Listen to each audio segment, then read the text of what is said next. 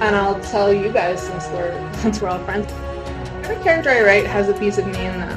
Hi, I'm Lee Bardugo, and you're listening to the GrishaCast.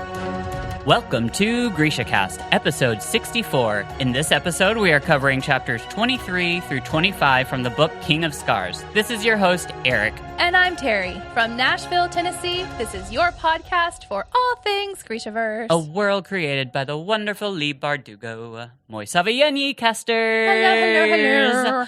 So, we've got some listener cities we got to say hi to. We do. First, we have Gandhinagar, India. Wow. Yeah. And then Wembley, Alberta, Canada. Thank you so much.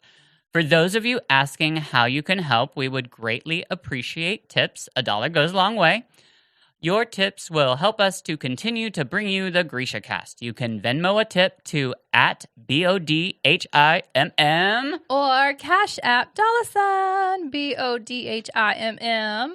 Also, leaving a review on your podcast platform, liking and following us on our socials, especially our YouTube channel, would make us oh so very happy.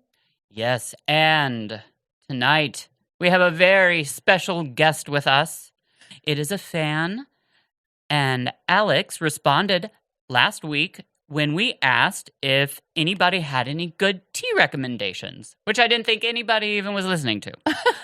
And so, anyways, it was awesome. We got a response and a tea recommendation.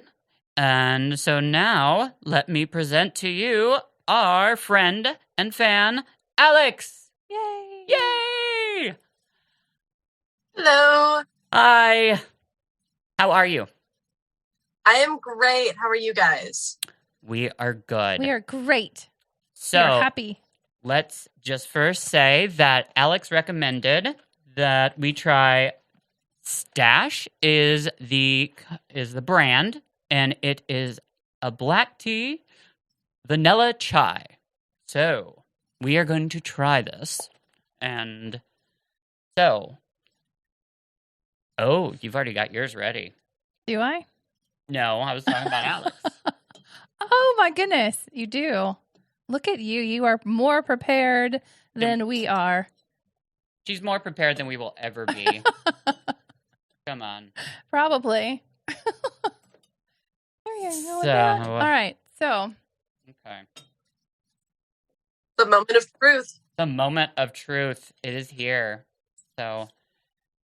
And. Well, I've not met a chai that I don't like. So. Yummy. Okay. So. Let's spill some tea, girl. Let's spill it. Okay. Still hot. And now you can no longer taste it because you've burnt all of your taste buds off. That is absolutely delicious. You were right, Alex. I love that. It's the only brand I'll drink. I love it so much. That is really good stuff. So, for those of you out there wanting to try it, I found it on Amazon. Yay!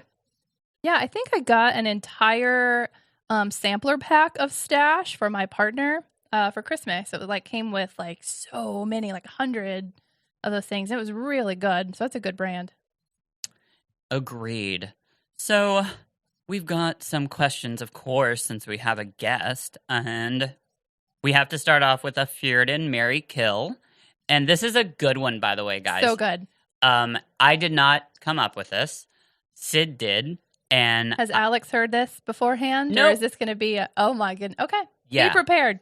So, and I love how this Fjordan Marry Kill is, and you'll see why. So, Alex, Fjordan Marry Kill, Nina on Parem, Nikolai as a demon, Kaz giving face, his scheming face. So what's so brilliant about that is the fact that I've always just thought of characters, not verbs going along with it, specific times like Parem as a demon, Yeah, during certain times of their story. That's awesome. All right. So. I'd have to say Fjordan, Nina on Parem, because she can do things, Uh-huh. Absolutely. Mary Kaz's scheming face, was it? Yes. because Kaz, obviously, and kill Nikolai because he doesn't really have control over the demon. Yeah, you'd have to, I mean... Yet.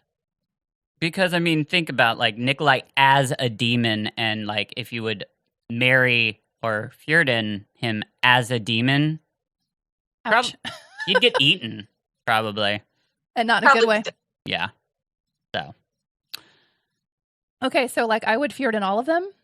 Oh. Can I just do that? Sure, that works.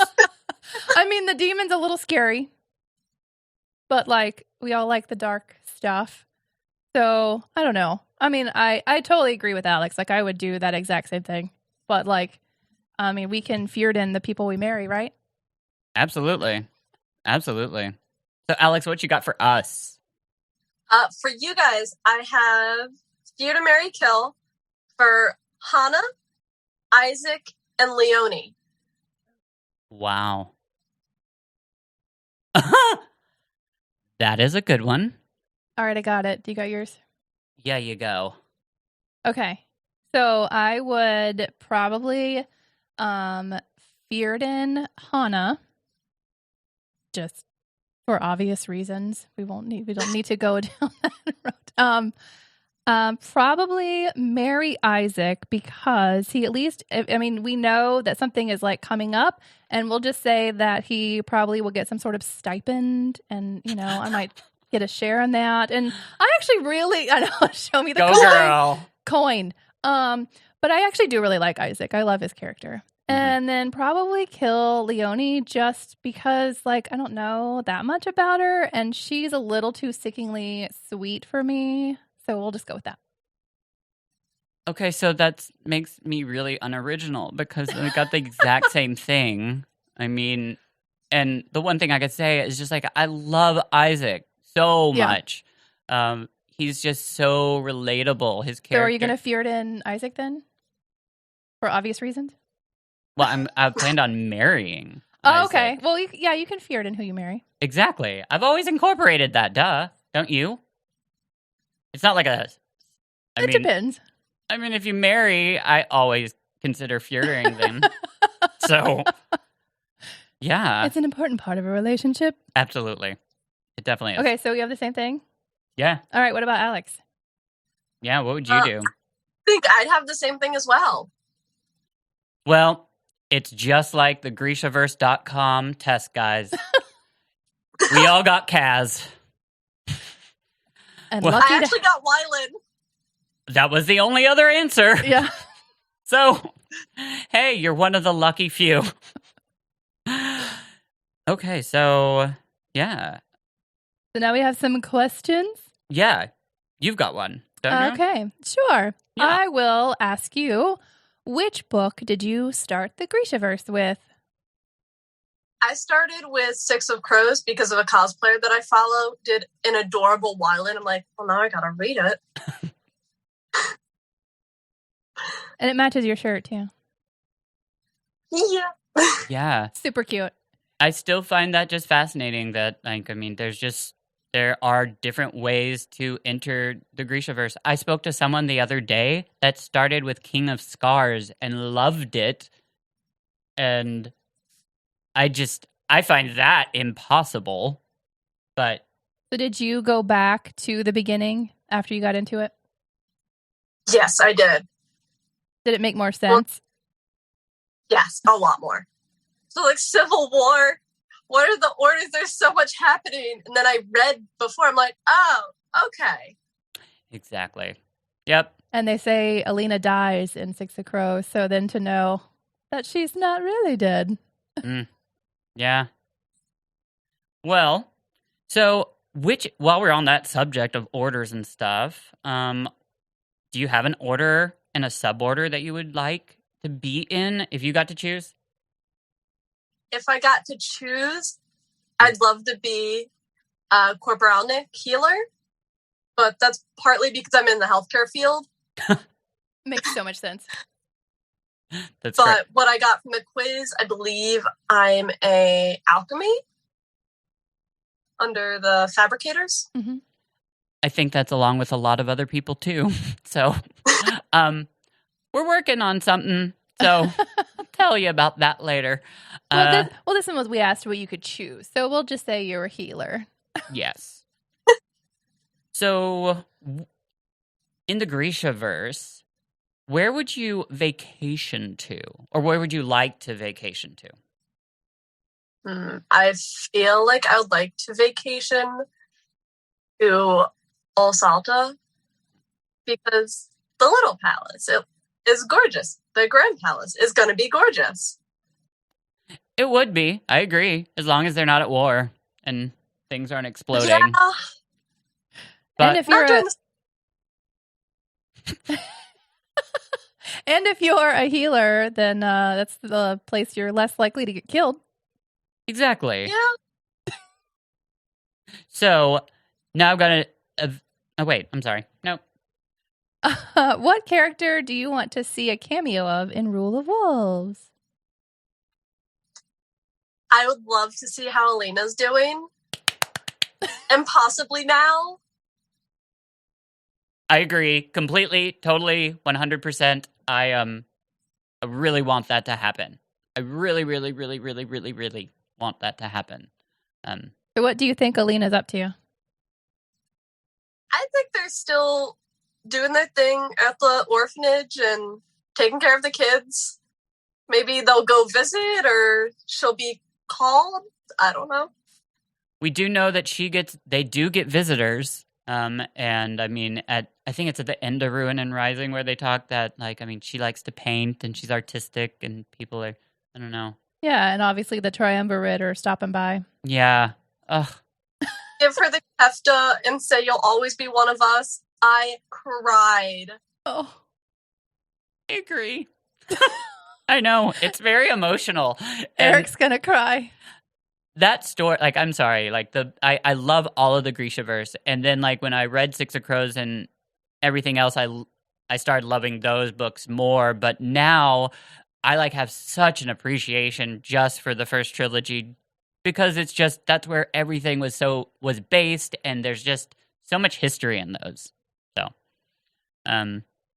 okay, this is an interesting one, because I've never done this before. So if we, okay, so Fjord, marry, kill, but if we deleted the kill, okay, so you would only have to choose a Fjordan or marry, who would you Fjordan and who would you marry? And you get to pick. Oh, geez. Out of the entire Grishaverse? Yeah, exactly. I would marry Kaz, because anyone crosses me, they're gone. And Fjordan Nikolai. Oh. I feel like I'm getting a little bit of benefits out of that afterwards. That coin. Either way, great benefits from people that can be very rich very quickly. Absolutely. Mm-hmm. Do you have an answer to that, Eric? No. I haven't thought of one. Okay. Sorry. No. Well, I mean, Nina's my girl, so I have to Fjordan her all the way. Like, all the way.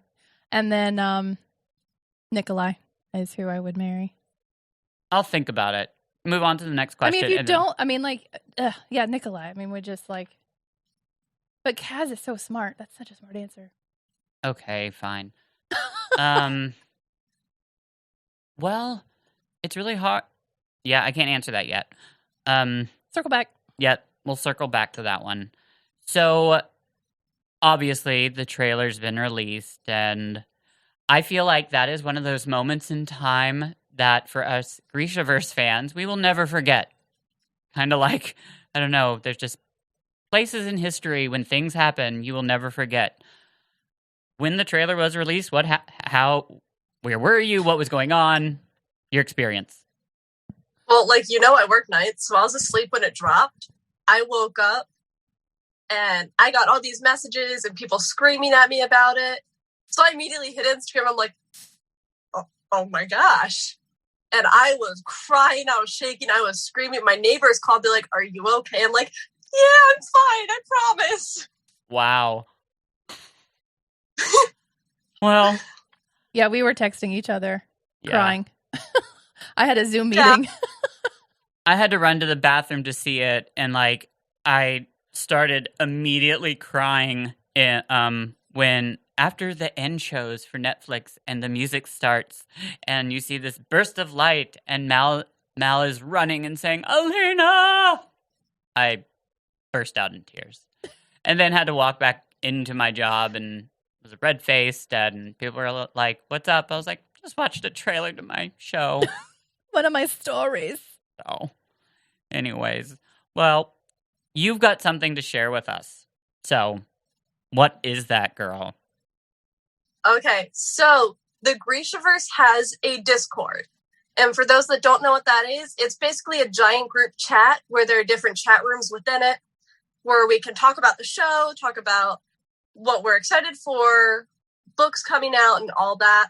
We share photos from the cast, from crew and everything. It is so much fun, and we have so many things that we're planning within it.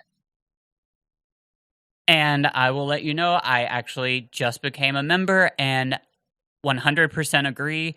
It is what I've been looking for, and it's amazing. It is just a place where you can go and be with all your Grishaverse fans at any time of the day. And like I feel like there's always people there, and there's different chat rooms for different discussions, and it's just really neat. So check that out. We are going to make sure that we have a link for that. So you guys can. Yeah, we're going to put that on our website. So probably check that out tomorrow and at GrishaCast.com. And there's a link that's links from the show. Thank you, producer. Sorry, I forgot because I don't think I was supposed to say that anyways. But that's the wonderful part of this podcast. I always mess things up. So anyways, join Discord. It's amazing. And we do have at the end of the show in GrishaCast News, we've got some really special GrishaCast news for you guys that involves Discord. So get ready. Alex knows what it is. So, well, it has been a pleasure. Thank you so much for joining us. And awesome tea. This was great. Yes. So you go have a wonderful rest of evening, whatever. Yeah, you said you're going to work. Oh, I'm sorry. Yeah. Well, You guys have a great one. Thank you so much for having me. And I can't wait to listen to the rest of the episode when it drops. Aw, well, we love it too. We love you. Bye. We had so much fun. Thank you. Aw, that was awesome. So much fun. We had a guest, We and it was did. a fan. And that was really hard because we've never had to, like, be careful of, like, tripping up and then, Yes. like, muting her. That was the problem. Because obviously, you know, I can't shut up. So then if I said something, it would mute her. And, so it was really, we're working on that, guys. We are. Yes. So, but anyways, hey, It at was least, fun. hey, you got to see her.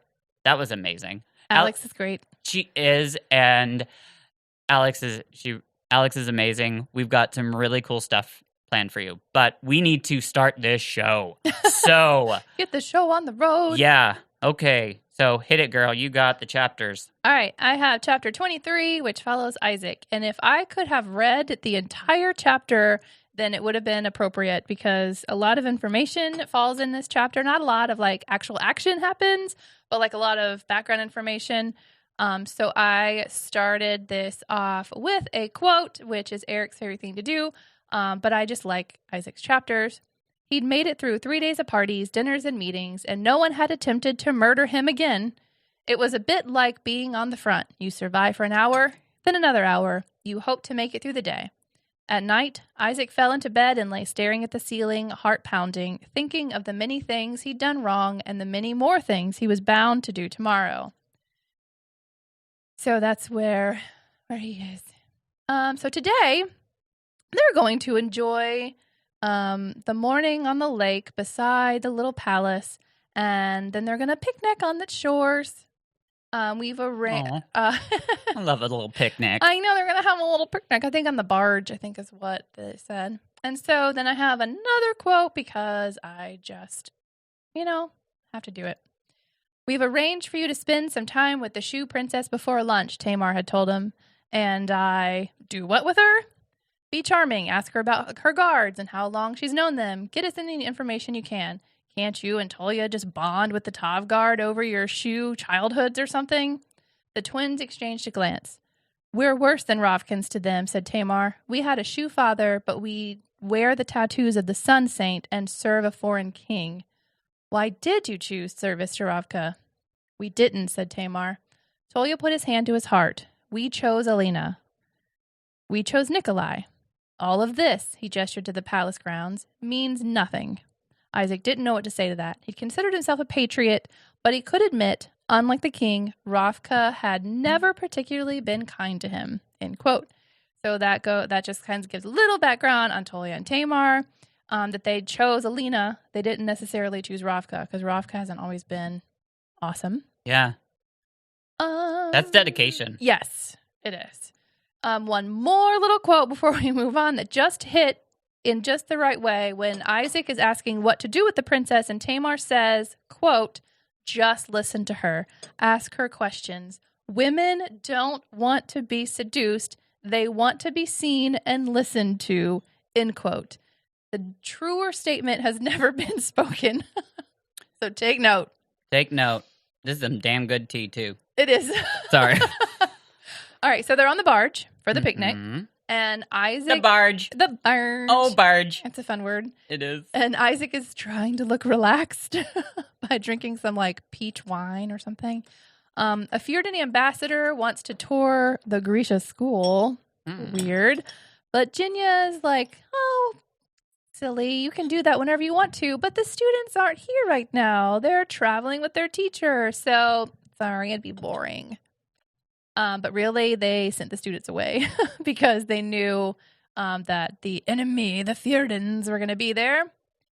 And yet another quote. Like I said, this chapter just had a lot of background. This is Isaac and Jinya talking about her time in the palace. She says, quote, I convinced myself that the suffering I endured was an honor because I was the Darkling soldier and his spy. He trusted me above all others. And one day, all would know the good I'd done him. He could not have managed his coup so easily without the information I fed him. But he didn't leave me to the king's predations to punish me. He just never even considered my misery. What was the anguish of one girl if it might help to earn him an empire? He was playing a long and complicated game, end quote. So that just gave a little bit about Jinya, that she was hanging out, feeding the Darkling information because she thought it was going to be good for her. Yeah. So it's just interesting to fill in some of the gaps of the story we already know sometimes. Yeah. Yeah. It's amazing. Oh. So then all of a sudden they're interrupted by a girl falling in a lake. Isaac is told to go rescue her, but he's not going because he can't swim. It's like me. Just standing there staring at someone drowning I don't know. Sorry. So with the help of the Grisha, he saves Birgitta, and the crowd applauds. King. That was the name? Yeah, that's her name. Yeah, I'm sorry. I was trying to figure out what you were saying. Birgitta, Birgitta. Birgitta. Yeah, go for it. Hey. I don't know. It's whatever. And the crowd just goes wild for King Nikolai's bravery. He saved the girl. Poor Birgitta. I would definitely not have done anything. I'm not going to get my shoes wet. Because if I'm But you're supposed to be the prince. You're supposed to be convincing all these people that you're the prince. And Nikolai would 100% just go for it. I know, honey. But if I was a prince, I would not be doing that. I'd be having someone be giving me a pedicure. At that. All you Grisha, ready to go. Yeah. Go save her, by the way. Oh, and I love that kefta. Please ask her for it. I don't think the princess would wear. Oh, no, she wouldn't. You're right. But cute dress. I don't know. Yes, I want to borrow her shoes. After Isaac recovers, David tells him that they traced the trigger device that was used to rig the door, if you remember last week, was most likely Fjordan. Shocker. They say this is good news, though, since the Fjordans are already enemies. Doesn't change anything. And that means the Shu are still potential allies because the Shu weren't the ones that put it there.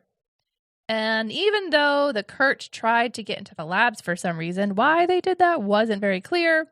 But they are going to take the Kirch out to the Gilded Bog, if you remember.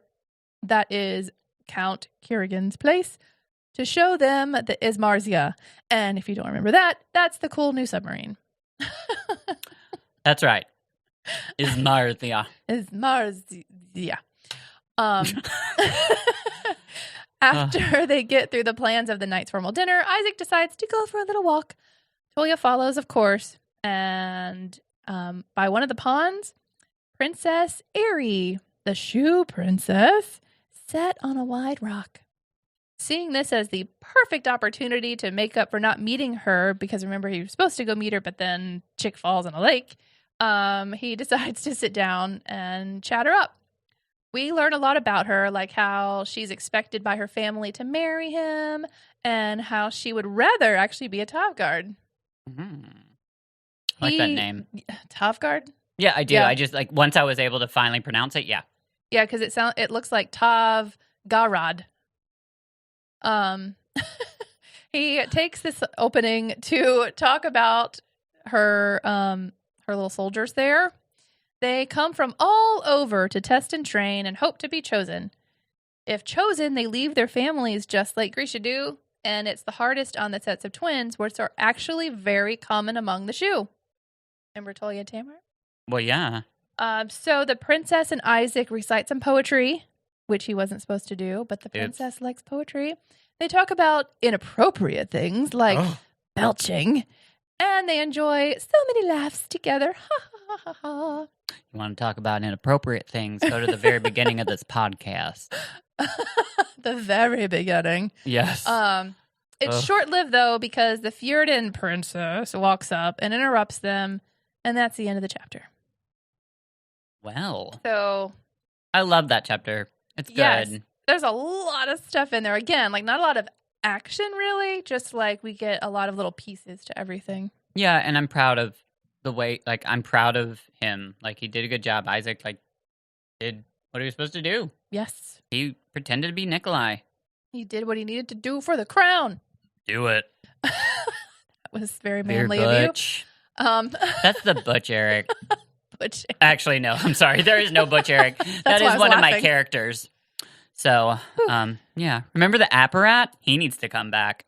Oh. Yeah, he's creepy. Practice those voices. Yeah. So then chapter 24 follows Nina. Mm. Nina, Adric, and Leonie are making plans to get the girls out. They're keeping their talks in Zimini and away from the convent. Obs. Nina spots Trassel again and realizes that he is herding all the other wolves away from the poison river. Oh. Interesting. But of course, I love. Dogs are so smart. Yes. I mean, I know he's a wolf, but you know, Trassel. family. Trassel. Oh, I want to boop Trassel. The plan is to get Well. What? You Boop? said boop. Boop. Oh. Sorry. Oh. Get your mind out the gutter. I was going to say, I was like, girl, I never heard about that. I mean, we're best friends and all, but I haven't heard you ever mention. Okay, go on, so please.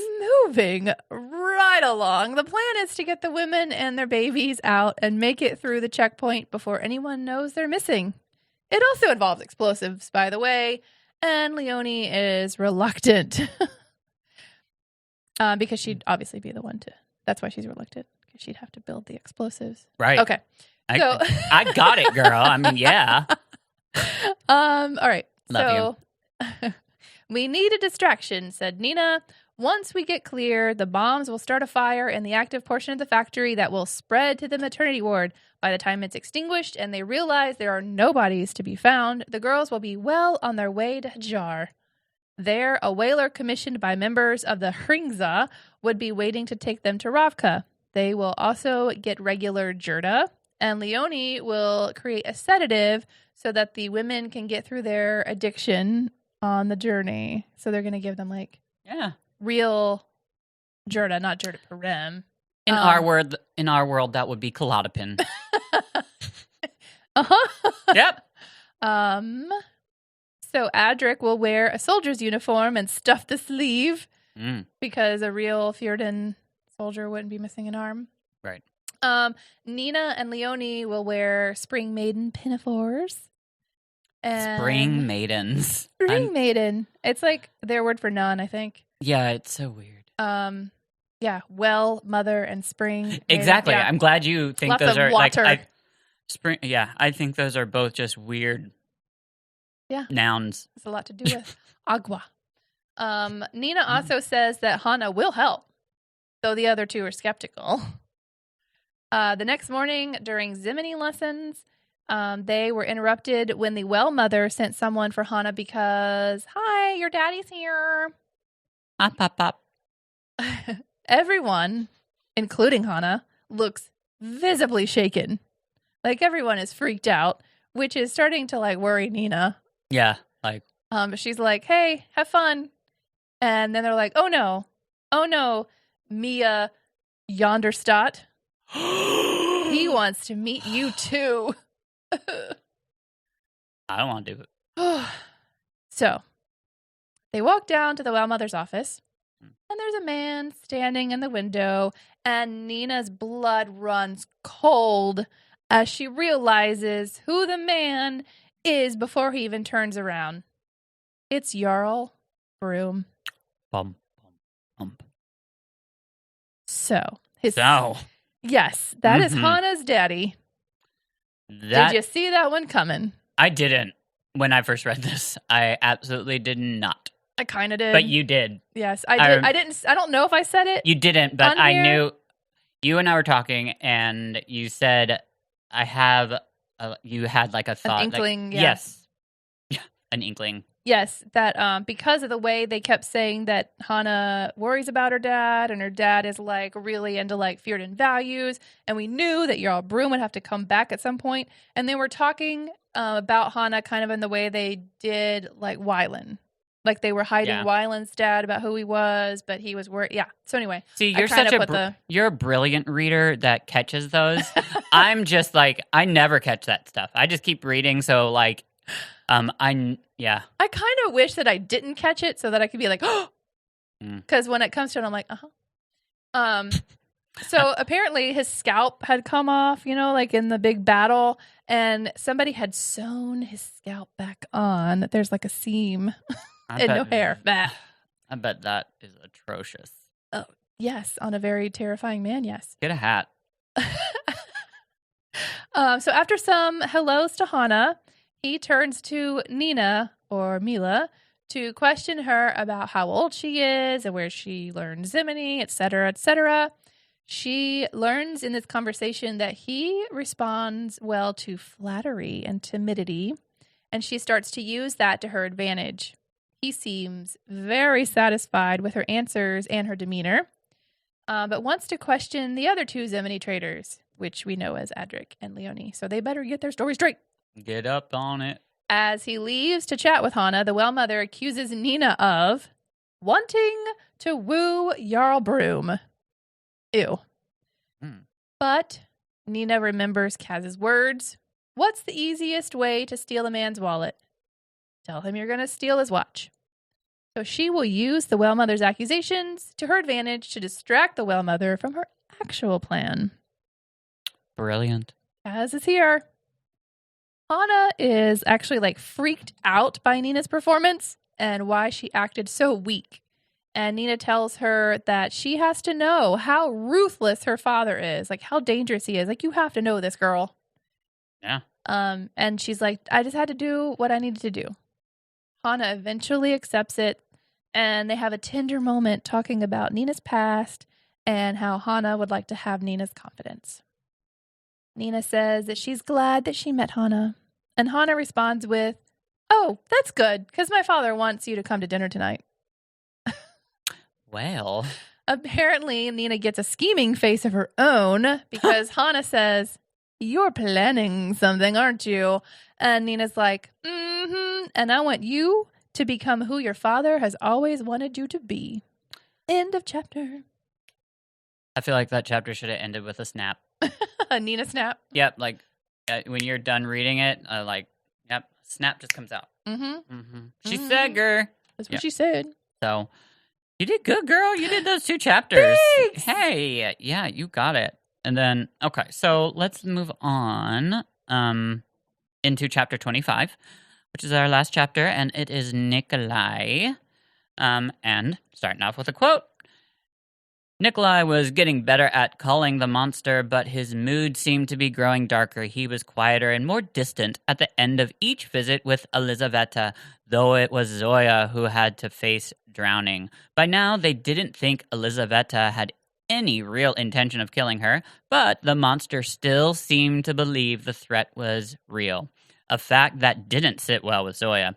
Thanks to her lessons with Juris, she suspected she could break through the amber walls the saint erected around her, and when the sap began to rise around her legs, it was hard not to try. But she wasn't there to prove her strength, only to help Nikolai make the monster rise. From general of the Grisha army to bait for a monster. It was not a position she enjoyed, and only the progress she'd made in Juris's lair kept her temper from getting the best of her, end quote. Yeah, I can't imagine Zoya's bait. I mean, it's just weird. But also when I think of bait, I absolutely nope, not going to go on that story. Sorry, it'd just be too long. It's about fishing, and I wasn't a good fisher. Okay, so Zoya is actually visiting in Elizaveta's tower. So we're going to get a little tour now of here. And it reminds her of like a beehive. And so here's a quote kind of explaining it. 6 sides to the chamber, 6 sides to each amber panel that comprised its soaring walls. Was this why the little palace had been built on a hexagonal plan? Zoya had seen the shape repeated in Grisha buildings, their tombs, their training places. Had it all begun with Elizaveta's hive? End quote. That'd be really weird if it did. But hey. So then, surprise, when you're like in a room and you're just kind of like watching stuff, and then all of a sudden someone just like says something, then like you get shocked. Yep, that's creepy Elizaveta just creeping on in. Her voice is all Zoya hears, and just kind of comes out of nowhere, and kindly starts talking to Zoya about being one of the Darkling students. Zoya tries to answer by just admitting she was in the Second Army while he was in control. Not like, just saying, well, yeah, I was in the Second Army when he was in control. Not that I worshipped him and adored the ground he walked on because now I hate him. Anyways, quote, Elizaveta slanted her a grace. You needn't play coy with me, Zoya. I knew him too. Zoya's surprise must have shown because Elizaveta said, oh yes, all of us crossed paths with him at one time or another. I met him when he had only just begun his service to the Rovkin kings when I was still in my youth. End quote. We don't gotta worry about being old, girl. I mean, she's like talking about, I was in my youth when the Rovkin kings, I'm guessing like the beginning of time, like, Lord, when the Big Bang happened in the Grishaverse. If a Big Bang happened in the Grishaverse. I don't know. Lee, you need to tell me. How did that happen? So Zoya asks if he knew how powerful she was, Elizaveta, like how powerful she was. And she then says like she didn't even know at that time how much power she had. But she did know that he could tell that she had the potential and great power and was drawn to her.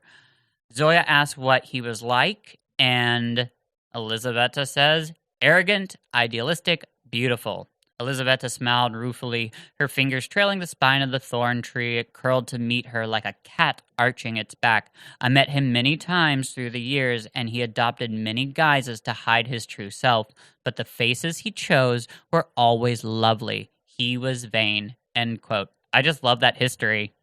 Yeah. I mean, he's been around forever, and I am for some reason, just saying Elizaveta drives me nuts, so I'm going to start calling her Queen Bee, okay?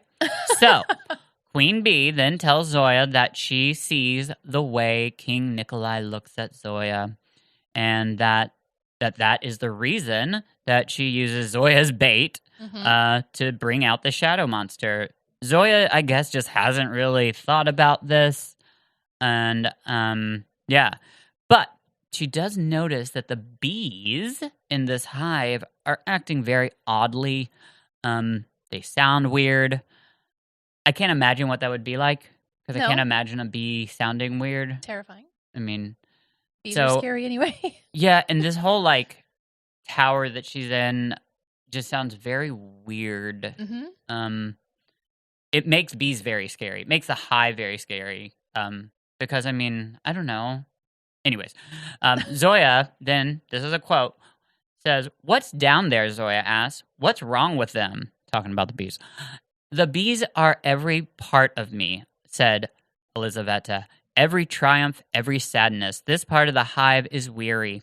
It is tired of life. That bitterness will spread to the rest of the hive until all existence will lose its savor. That is why I must leave the fold, why I will take on a mortal life." End quote. Okay, so we got a sad part of the hive. So, I mean, it's in like, I don't know, just move to a different part. You know, have the party part of the hive. I mean, what room would I decorate and make fun? I'll let you guys know. That would be fun to think about. But obviously, I'm sorry, I'm going on a tangent that only exists in my mind. And so, got to remember, Queen Bee wants to be mortal. So Zoya asks if she's really ready for that. And she says this hive, she isn't able to like hide her hurt and her pain as most people can in this hive. And I think she's talking about also like this part of the fold, which is not part of the fold, but you know, it's like the darker side of the moon fold. Yeah. Excuse me. Yeah. It's definitely like just so she can't hide her pain. And this next quote I really loved. Elizaveta nodded. "Most women suffer thorns for the sake of the flowers, but we who would wield power adorn ourselves in flowers to hide the sting of our thorns." End quote. Oh, I know. I very like poetic. Sure is. Queen Bee sure is poetic. So, Zoya goes. She leaves. Thank God. We're done with her for a little bit. So Zoya goes to train with Juris. Juris mentions how he had hoped that she would have been farther along in her studies. She disagrees. Juris says that she can only summon wind, but fire and water should also be at her command.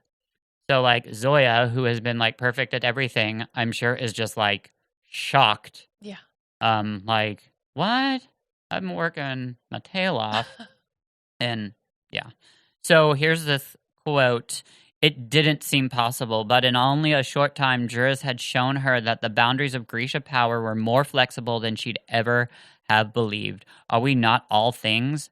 They were words she remembered from long ago, from the writings of Ilya Morozova, one of the most powerful Grisha ever known. He had theorized that there should be no Grisha orders, no divisions between powers, if the science was small enough. If all matter could be broken down to the same small parts, then a talented enough Grisha should be able to manipulate those parts. Morozova had hoped that creating and combining amplifiers was the way to greater Grisha power. But what if there was another way? End quote. Of course, you know that I love that. Mm-hmm. Like, love that. Love here. Like, it's awesome. So Zoya commands him to, like, show me then. You know what? You got all this game. You're going to bring it. Mm-hmm. Show me what you got, because I'm not going to hear you complain, and I'm not failing. So he has... Okay, so I think I kind of forgot. He's in his dragon form, by the way, which is an easy thing to kind of forget. So, you know, he's in his drags, up in some... He's in drag. He is. Dragon is his drag. Dragon. Oh, my God. Girl, you came out with a new song. Drag, My drag on My drag on. in my dragon. Okay, RuPaul's Drag Race. TM. That's ours. GrishaCast owns it. TM. Drag on. Oh my God, that's amazing. Licensed. Oh my God, I'm gonna use it. Drag on. Ugh. Love it. Okay. Anyways. Could I be any more gay? Okay. It is not okay, so he gotta compose myself. Sorry, I really lost it there. But okay. So here's a quote. It is not an offer I make to just anyone, Storm Witch. So I forgot to explain that. I'm sorry. Zoya commands him to show her, and he says, okay, well then climb on my back. Okay, because he's a dragon. Okay. And he says, it is not an offer I make to just anyone, Storm Witch. Noted. Thank you, Flying Dragon. And you know what? What came into my mind after this was just like, entering like an airline. You could please place all your carry-on items under, I don't know, somewhere. The captain is expecting high amounts of turbulence. I don't know. Anyways, Please keep all arms and legs inside the dragon at all times. Today's flight is a short 5 minutes. And we will have beverages coming shortly. Yeah. God, I would not make a good host. I don't know. Flight attendant. But also, please make sure to stay aboard and really get seated because you'll just fly off at any point. You're on a dragon. These aren't seats, which I'm sure is horrifying.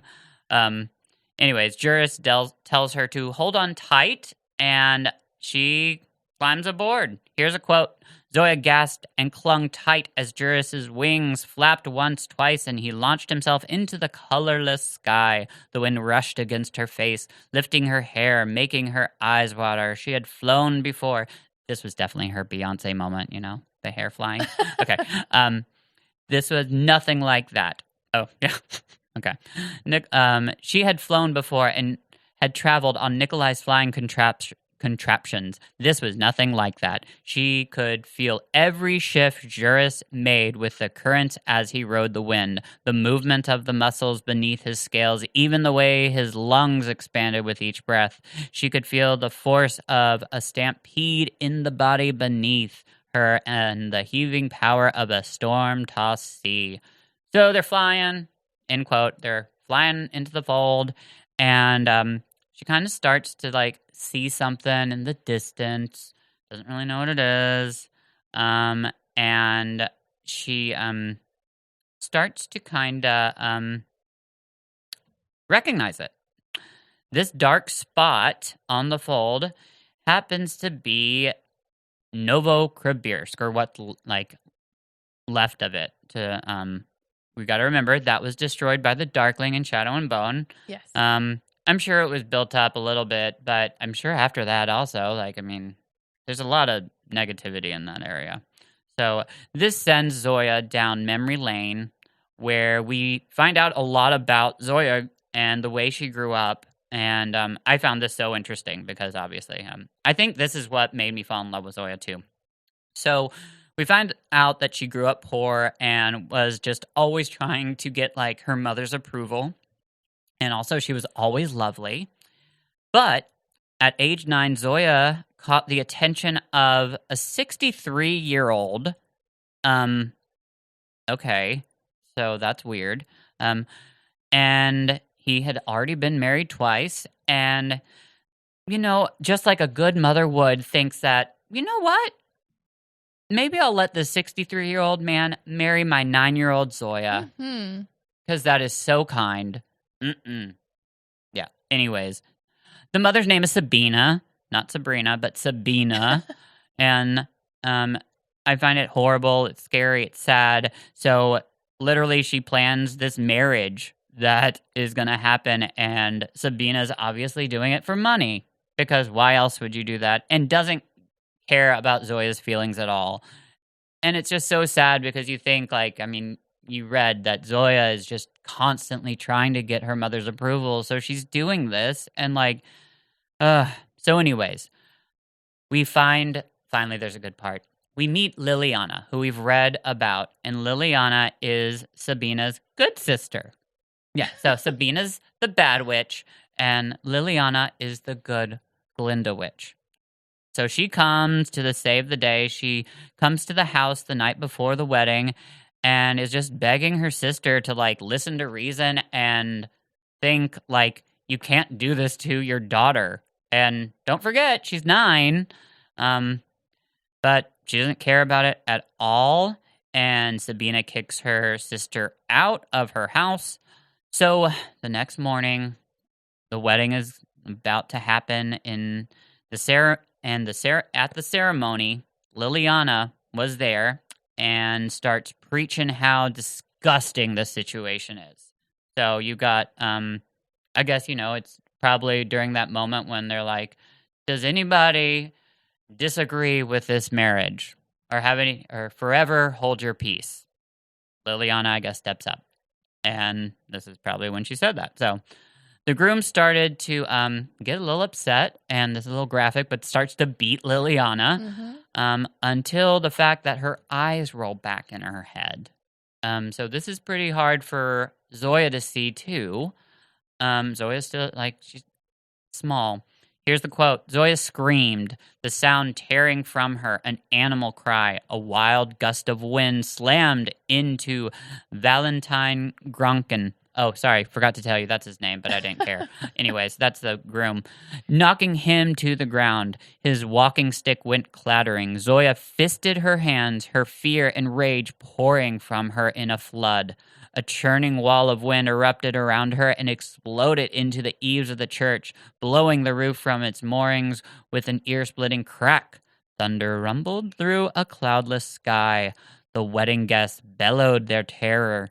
Zoya's mother gazed at her daughter with frightened eyes, clutching the pew behind her as if she might collapse without its support. Liliana, one hand pressed to her bleeding head, cried, "You cannot sell her off now. She's Grisha. It's against the law. She is the property of the king and will go to school to train." End quote. And I can't believe I accidentally did that Grisha thing. I don't know if anybody caught that, but I did when I was doing that Fjorden thing. Grisha. Okay, so Zoya basically saved herself. Yeah, and this obviously is the first time that Zoya realizes power, and as we've learned, I mean, if you haven't been tested, it's usually you find out when you get upset or really strong emotions happen. So Zoya and Liliana flee the church together, never to step foot there again. And here's this next part, and I absolutely adore this quote. Sounds like I say that about everything, but, So here we go. Quote, "It was Liliana who took Zoya, still dressed in her wedding finery, to Azalta. They had no money for inns, so they slept in ditches and tucked into copses, shivering in the cold. Imagine we are on a ship," Liliana would say, "and the waves are rocking us to sleep. Can you hear the masts creaking? We can use the stars to navigate." "Where are we sailing to?" Zoya had asked, sure she could hear something rustling in the woods. "To an island covered in flowers, where the water and the streams taste sweet as honey. Follow those 2 stars and steer us into port." Every night they traveled somewhere new, a coastline where silver seals barked on the shores, a jeweled grotto where they were greeted by the green gilded lord of the deep, until at last they arrived at the capital and made the long walk to the palace gates.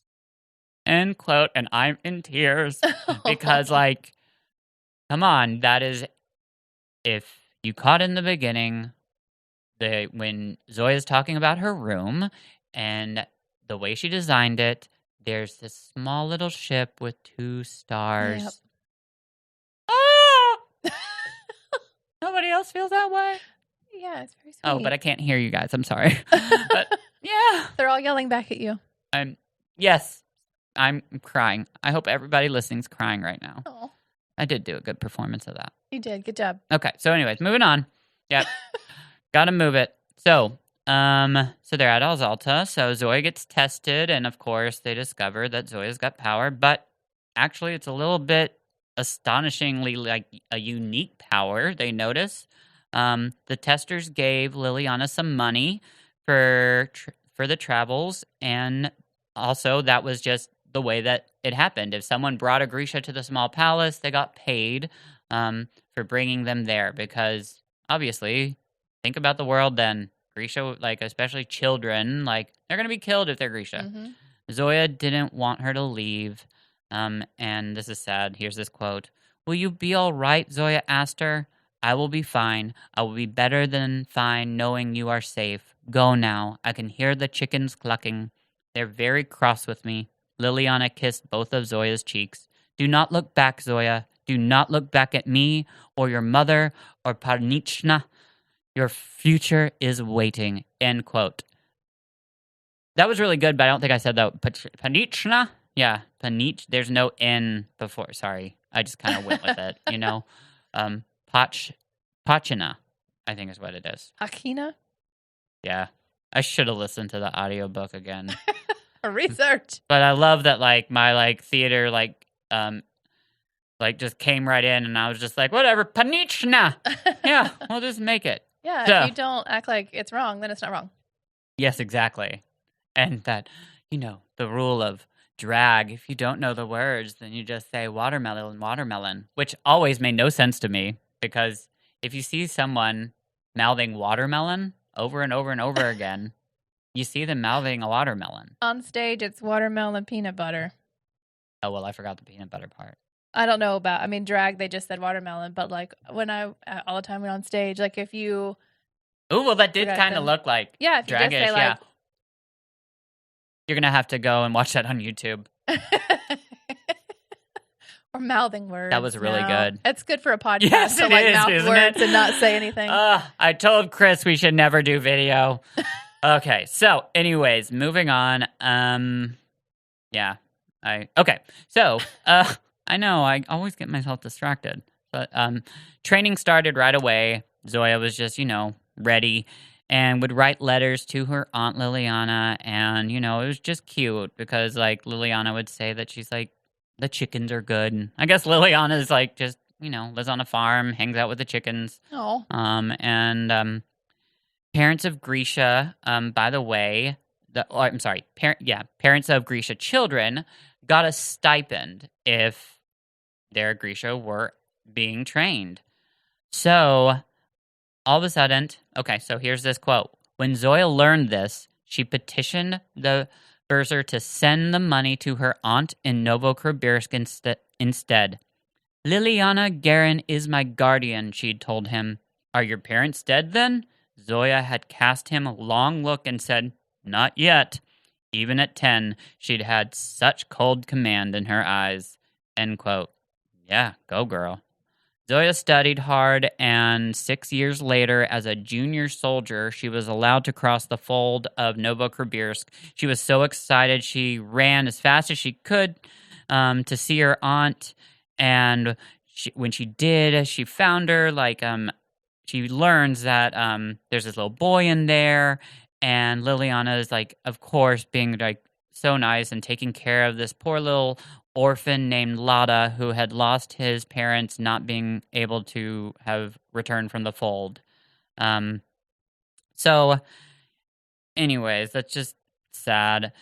And this next part, I know I'm going to read another quote, but when the Darkling had used Alina to gain control of the fold and expand it, he destroyed Novosibirsk to show his enemies his power. The darkness had consumed the city, turning its buildings to dust and its people to prey for the unnatural monsters that roamed its depths. In the wake of the disaster, all crossings had ceased, and it had taken weeks for news of the casualties to reach Sibirsk. The Second Army was in chaos, the Sun Summoner had disappeared or been killed, and the Darkling was said to have emerged somewhere in West Ravka. But Zoya did not care. She could only think of Liliana. She'll be sitting in her little shop with Lada and the chickens, she told herself. So she's traveling. All will be well. Zoya waited, and and prayed to every saint, returning to Kribirsk dry docks day after day, begging for news. And finally, when no one would help her, she got on a small skiff of her own and entered the fold with no one to protect her. So real quickly, that's after all that happened. She's going to check on her. And I mean, she got on a skiff by herself to go through the fold, which I couldn't imagine. Here's the rest of this quote. She knew that if the Volcra found her, she would die. She had no light or fire with which to fight them. She had no weapons but her power, but she'd taken the tiny craft and entered the dark alone and silent. She had traveled long miles to the broken remnants of Novosibirsk. Half the town was gone, swallowed by the darkness that reached all the way to the fountain in the main square. End quote. Because it's just sad. She ends up going, and of course, Liliana's not there. But she does find this old man, and he tells her that... Actually, I'm sorry, I can't remember whether there's an old man or old woman. But whoever it is tells Zoya that he would have not survived if Liliana hadn't pushed him out of the way. Mm-hmm. So, like, Zoya gets pissed because, of course, she's like, of course... Yeah, Liliana, being nice, you killed yourself, and it's just so sad. So, anyways, Zoya then makes her trip back to Kribirsk, where she'd learned that the Darkling had raised his banner and called his loyal Grisha to him. Members of the Second Army were deserting, flocking to the Darkling side, or returning to Azalta to try to mount a campaign against him. So, we're back in the history. Zoya had stolen a horse and ridden through the night to the capital. She would find the Darkling. She would destroy him. She would take away his dream of ruling Ravka, even if she had to lead the Second Army herself. I just said that kind of as a quote, and I'm sorry, that's just my words. Zoya never told Alina the details of why she had chosen to fight along her side, but that's it. And she'd stood shoulder to shoulder with the Sun Saint. Juris tells Zoya she must deal with this pain. Okay? And here we go. This is the end of the chapter. And it's a quote. Zoya, the dragon rumbled. It was less a spoken word than a thought that entered her head, a sense of eternity. Open the door. Connect your past to your future. Zoya rested her head on the dragon's neck and felt strength flow through her. She heard her heart beating in time with his, slow and relentless, and beneath it a deeper sound, lower, one that touched everything, the sound of the universe, the making at the heart of the world. She wished she could be strong enough for this, but whatever Juris wanted from her, she could not find her way to it. You are the conduit, Zoya. You will bring the Grisha back to what they were meant to be before time and tragedy corrupted their power, but only if you can open the door. Why me, she wondered. Because you chose this path, because your king trusts you. Juris tipped his wing and wheeled back to the palace, because you are strong enough to survive the fall. End quote, dun, dun, dun, dun, dun. Okay, yeah. So, yeah, that's all that we covered. So, I'm guessing it's that time for...